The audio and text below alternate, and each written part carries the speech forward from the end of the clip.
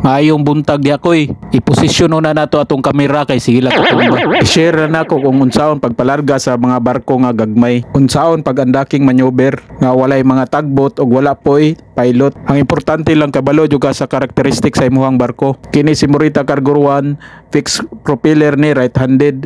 Clutch ni siya patay buhay. Wala ni siya minimum ahead dead slow ranin siya, pero ang dead slow ani niya nasa 7 to 8 knots. Mao nang ikaabante nimo musutoy ni og dagan. I-hard starboard nimo ang rudder niya para malis ang iyang wheel effect. Tungod ni sa transverse thrust sa right-handed nga propeller ayang pag-swing niya. Ipermira na nimo ang forward spring line ug imo nang birahon ang headline until maka-angle ang imong pupa og mga 20 degrees or more. Kung nakabuka ng pupa, pwede mo na i-area tanan todo ang lubid sa proa, spring line ug headline. Mag-monitor lang juga perme sa imong speed nimo kay mobulhot lang ni siya kalit og dagan. Kung paingon gay ka padunggo o paingon pug ka palarga, at least mag-monitor ka sa speed na nimo nga below 3 knots lang na.